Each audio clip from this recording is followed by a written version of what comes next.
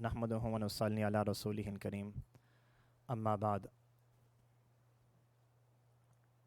Alhamdulillah, to the grace of Allah subhanahu wa ta'ala, our Islamic marriage workshop started today.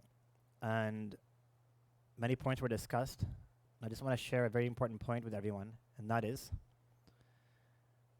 at the time of marriage, there are 3 very important verses which are included in the Masnoon khutbah. يا أيها الذين آمنوا اتقوا الله حق تقاته ولا تموتن إلا وأنتم مسلمون. يا أيها الناس اتقوا ربكم الذي خلقكم من نفس واحدة وخلق منها زوجها وبث منهم رجالا كثيرا ونساء واتقوا الله الذي تساءلون به والأرحام. يا أيها الذين آمنوا اتقوا الله وقولوا قولا سديدا يصلح لكم أعمالكم ويغفر لكم ذنوبكم ومن يطيع الله ورسوله فقد فاز فوزا عظيما. Usually these 3 verses are included in every single Masnoon khutbah. The question which arises is that what connection do these 3 verses have with nikah and marriage?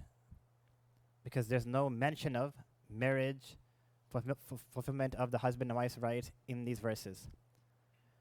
The Mufassirin have stated that the common theme in all of these 3 verses is taqwa.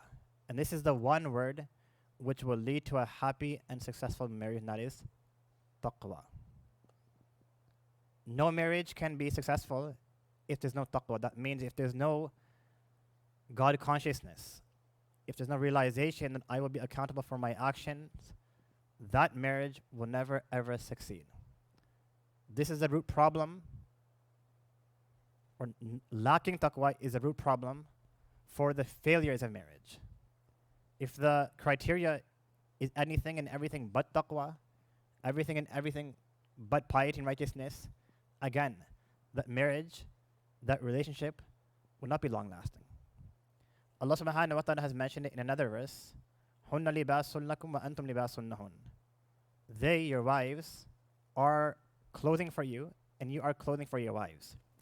This is a very special relationship between the husband and wife, that Allah subhanahu wa ta'ala has given the comparison of clothing.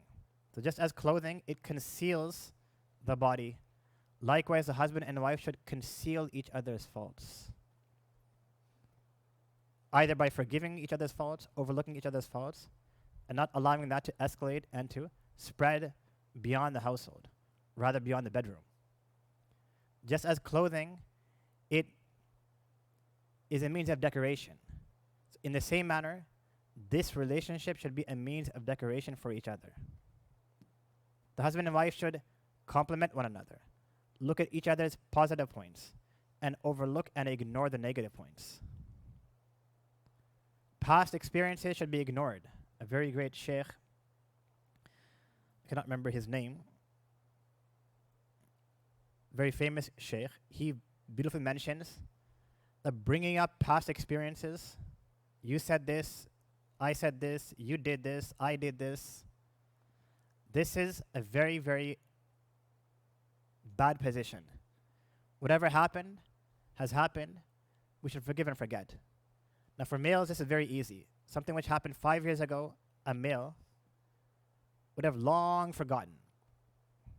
But a female keeps all of that data stored in her memory.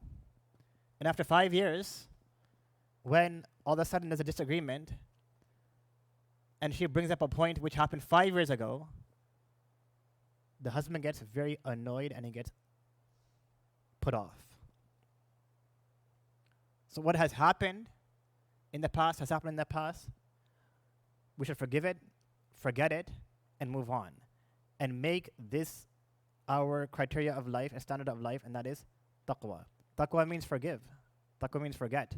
Taqwa means fulfilling each other's rights. If a person does this, inshallah, all of those disputes will be resolved. This is the main and point and the main cause, the main source of resolution. Another very great sheikh, known as Sheikh Hazamana Ashraf Ali Thanwi rahimahullah ta'ala, very beautifully. These were those mashayikh who very concisely and beautifully and eloquently would explain the essence of a successful marriage. If a person wants a successful marriage, number one, taqwa, and number two, muhabba. Muhabba means love. If a man wants to possess his wife, muhabba, love. That's it. Just one word. But this love needs to be within the boundaries of Sharia. It shouldn't exceed the boundaries of Sharia. That means he shouldn't love her to the point where now she's disobeying Allah or he wants her to disobey Allah for his own personal needs and interests. So taqwa and mahabba. Allah's God consciousness, and number two, love. If a person wants to adopt this, inshallah he will see prosperity, he will see peace of mind, he will see happiness, he will see joy, and that marriage will be successful. And that marriage will be a means of acquiring Allah subhanahu wa ta'ala's love. And this is what these three verses in every single Masnoon khutbah at the time of marriage teach us. That a message is being given to the husband and wife, or the soon-to-be husband and wife, that if you live your lives in accordance to these three verses, inshallah, you will seek success. And if you leave this path, then there will be issues and problems. May Allah enable us to understand and practice. Wa akhiru da'wana and alhamdulillah.